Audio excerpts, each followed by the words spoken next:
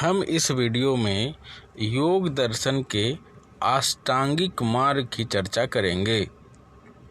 भारतीय दर्शन में योग का बहुत ही महत्व है। तत्व साक्षात्कार या आत्म साक्षात्कार जो भी हो, उसके लिए योग साधना की आवश्यकता प्रायः सभी दर्शनों एवं भारतीय धार्मिक संप्रदायों ने मुक्त कंठ से स्वीकार की है।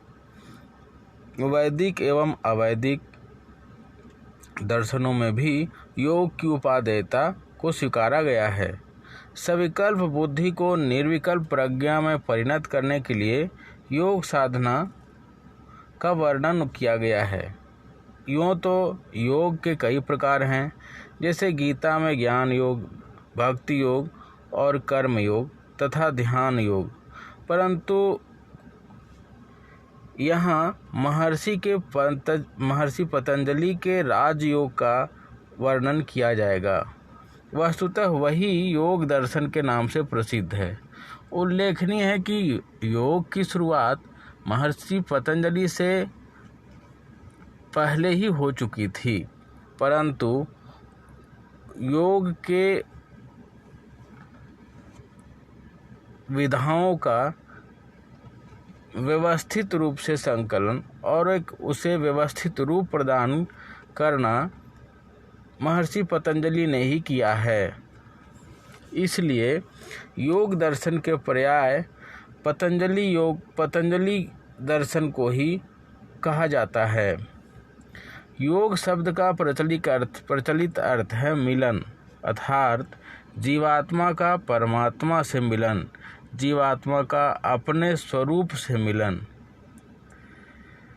गीता में योग को कर्म की कुशलता कहा गया है और कर्म की कुशलता भी अपने मूल स्वरूप के साक्षात्कार का ही भाव है। ऐसे संस्कृत में योग शब्द युज धातु से बना है, जिसका अर्थ है समाधि। पतंजलि ने योग को चित्त वृत्ति निरोध बताया है, अर्थात चित्त वृत्तियों का निरोध ही योग है और यह निरोध समाधि में होता है। अतः योग को समाधि भी कहा जाता है। चित्त का अर्थ है अंतःकरण। इसमें सांख्य सम्मत बुद्धि, अहंकार और मन तीनों आ जाते हैं, अर्थात चित्त के 3 भाग हैं, बुद्धि, अहंकार और मन। अतः चित्त के इनके वृत्तियों का बुद्धि, अहंकार, बुद्धि का अर्थ है सविकल्प मतलब विकल्पात्मक अनुभव, अहंकार का मतलब है मैं और मन का, मैं और अहम का भाव, और मन जिसका भाव चंचलता है। ये तीनों के भावों का समन ही, इन तीनों के वृत्तियों का निरोध ही योग कहलाता है। ये अर्थात इन तीनों के वृत्तियों का समन हो जाने से, इन तीनों के वृत्तियों के समित हो जाने से व्यक्ति समाधि में चला जाता है और उसे अपने स्वरूप का साक्षात्कार होता है।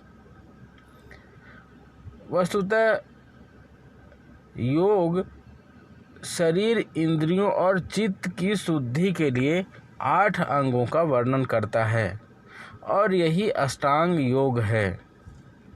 इसमें पहला है यम। यह 5 प्रकार का संयम है।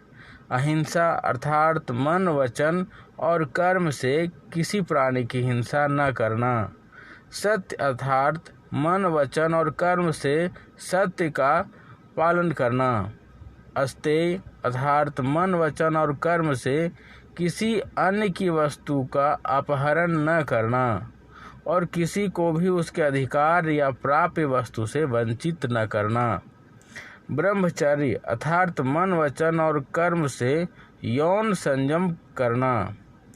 अपरिग्रह अर्थात मन, वचन और कर्म से विषय भोग के लिए पदार्थों का संचय न करना। ये यम के 5 अंग हैं। नियम भी 5 प्रकार के हैं। शौच अर्थात शरीर और चित्त के मलों की शुद्धि।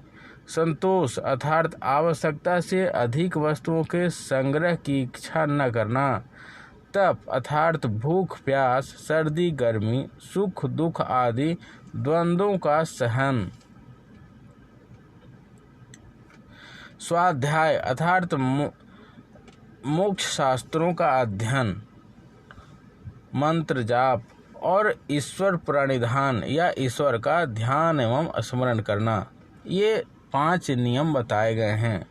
आसन कहा गया है स्थिर सुखमम आसनम, मतलब सुख पूर्वक एवं स्थिरता पूर्वक जिस प्रकार से व्यक्ति बैठ सके वही आसन कहलाता है। यह शरीर का संयम है। ध्यान के लिए वही आसन उत्तम है जिसमें शरीर का सुख और चित्त की स्थिरता बनी रहे।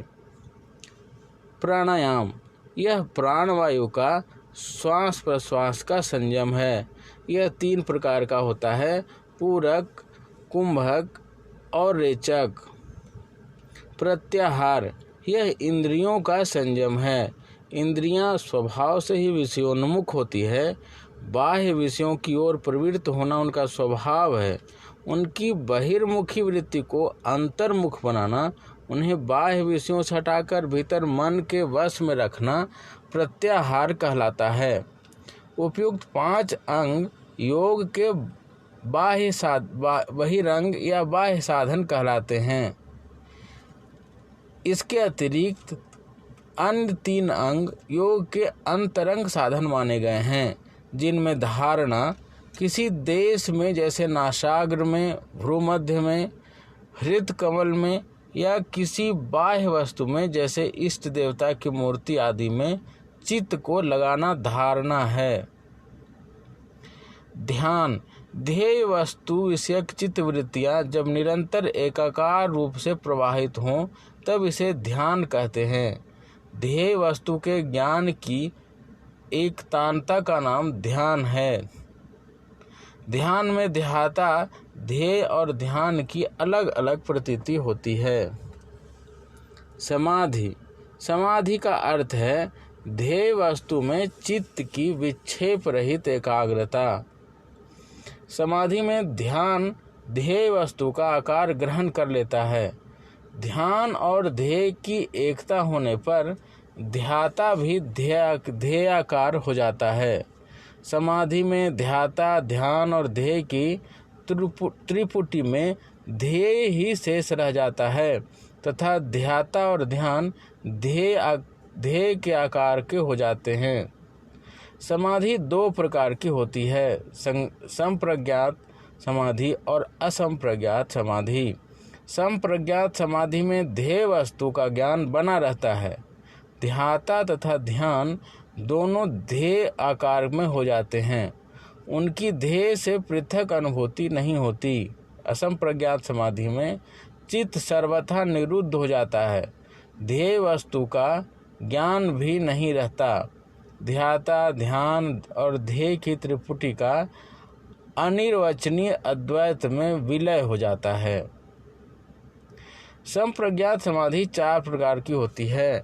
सवितर्क अर्थात चित्त पदार्थ के संपर्क में आकर उसका आकार ग्रहण कर लेता है एवं इस प्रकार वस्तु के स्वरूप का साक्षात्कार करता है। इस साक्षात्कार को चित्त का आभोग कहते हैं। स्थूल आलम्बन अर्थात विषय में चित्त के आभोग की वितर्क संज्ञा है। अतः सवितर्क समाधि में स्थूल वस्तु की भावना की जाती है। सविचार यहाँ तन्मात्रा आदि सूक्ष्म वस्तु की भावना की जाती है। इसे सविचार समाधि कहते हैं। सानंद समाधि में सूक्ष्म सुखात्मक इंद्रियों की भावना की जाती है। सास्मित समाधि में नितांत सूक्ष्म अस्मिता का